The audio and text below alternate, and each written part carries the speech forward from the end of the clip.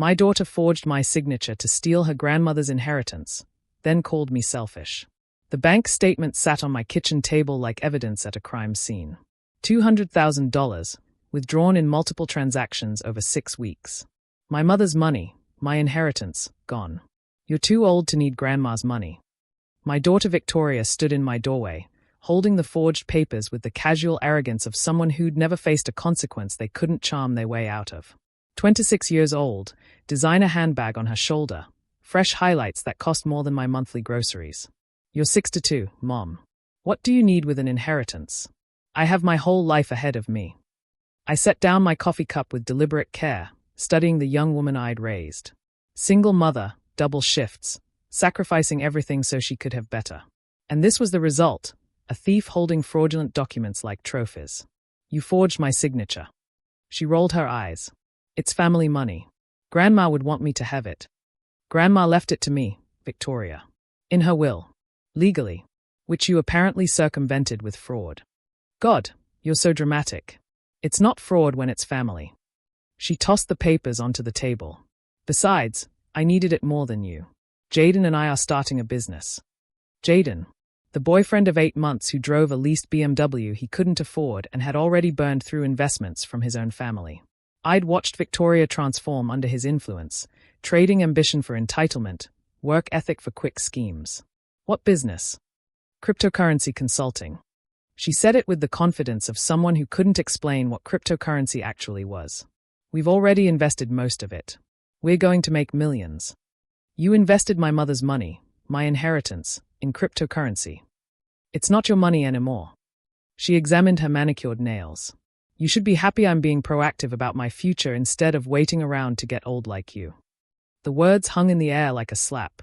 I thought of the night shifts I'd worked as a nurse while she was young, coming home to help with homework despite exhaustion that went bone deep. The college tuition I'd paid by refinancing my house. The car I'd bought her, the apartments I'd helped furnish, the bailouts when credit cards got confusing. Victoria, that money was for my retirement. I planned to leave my job next year. So work another few years. It's not like nursing is hard. You just hand out pills and take blood pressure. I stood slowly, my knees protesting, arthritis from decades of 12-hour shifts on hospital floors. Get out of my house. She laughed. Seriously, you're kicking me out over money you didn't even earn. I said get out. Fine. When Jaden and I are millionaires, don't come crying to me. She headed for the door, then turned back with a smirk. Oh, and don't bother calling the police. I had power of attorney. No, you didn't. Check your files. The document's right there, dated and notarized. After she left, I did check. There it was, a power of attorney document I'd never seen before, granting Victoria full access to my finances. My signature at the bottom, perfectly forged. The notary seal looked authentic, but I recognized the name, Jaden's cousin, who'd lost his notary license 2 years ago for fraud.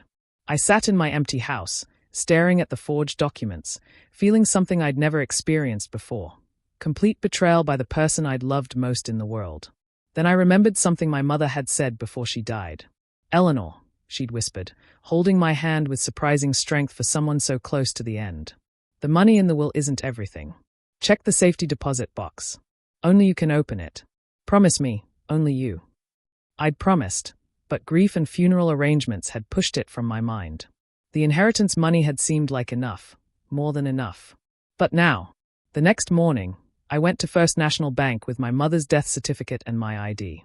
The safety deposit box was registered in both our names, but with a specific instruction, only to be opened by Eleanor Marie Garrison, with proper identification and death certificate present. The bank manager, a young man who looked barely older than Victoria, verified my documents 3 times before leading me to the vault. Box 447 was larger than I'd expected. Heavy, too. Inside, I found 3 things that made my hands shake. First, a letter in my mother's careful script. My dear Eleanor, if you're reading this, then Victoria has done what I feared she would. She's been asking questions about my will since she was 20, making plans for money that wasn't hers. I've watched her change, watched the greed grow. I'm sorry I didn't warn you directly, but I knew you wouldn't believe it. No mother wants to believe. The money in my checking and savings, that was a test. If she takes it, you'll know who she really is. But my real gift to you is here, in this box. You sacrificed everything for that girl. Now it's time to save yourself. All my love. Mum. The second item was a bank book for an account I'd never known existed. Swiss bank. Balance, $1.4 million. Legally transferred to my name alone, untouchable by anyone else. The third was a USB drive labeled security footage. I drove home in a daze, my mother's letter in my purse like a talisman. At home, I plugged in the USB drive. It contained hours of footage from cameras I never knew my mother had installed in her house. Victoria visiting her grandmother, but not to spend time, to photograph documents, to go through files, to practice signatures. One video made me stop breathing. Victoria and Jaden in my mother's study, 2 weeks before she died. How much longer? Jaden asked. The hospice nurse says maybe a month, Victoria replied, rifling through drawers. I need to find where she keeps the account information. Your mom will fight you for it. Victoria laughed, a sound I didn't recognize. My mom's an idiot. She still thinks I'm her sweet little girl. I'll cry, say I needed it for student loans or medical bills or something. She always believes me. And if she doesn't, then I'll forge whatever I need to. It's not like she'll send her own daughter to jail. I watched my daughter plan to rob me while my mother lay dying in the next room. The timestamp showed I was at work, pulling a double shift to cover Victoria's rent that month because she'd lost her job unexpectedly. I made copies of everything, then called 2 people. First, my lawyer. Second, the district attorney's office. The investigator who came to my house the next day was thorough. She watched the videos, examined the forged documents, verified the fraudulent notarization. She pulled bank records showing the withdrawals going directly into accounts connected to Jaden's cryptocurrency ventures, which, unsurprisingly, were being investigated for fraud themselves. We see this more than you'd think, Detective Martinez said. Adult children stealing from parents. But this level of premeditation, with the forged power of attorney and the accomplices, this is serious fraud. We're talking felony charges. She's my daughter, I said quietly. She's also a criminal who stole $200,000 from you and was prepared to leave you destitute. 2 weeks later, Victoria was arrested at the luxury apartment she'd rented with my money. She called me from jail, screaming about betrayal, about how I was ruining her life, about how selfish I was. Selfish? I said, my voice steady. I worked 37 years of night shifts. I raised you alone. I gave you everything. And you stole from me while calling me old and useless. It's just money, she sobbed. No, Victoria. It was my future. My security.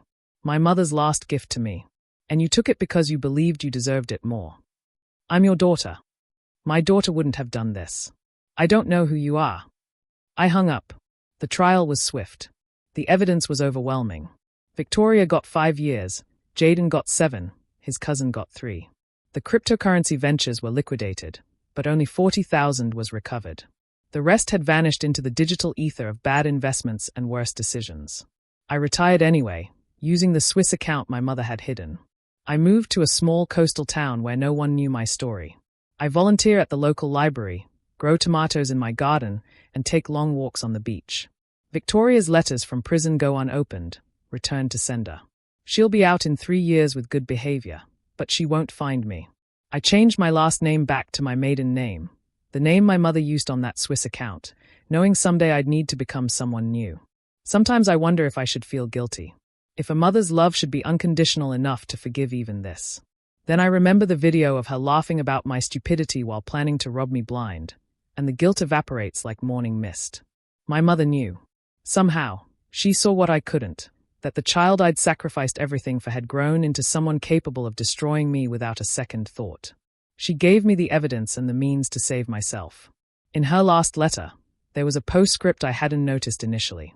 P.S. The Swiss account was my grandmother's, your great-grandmother's.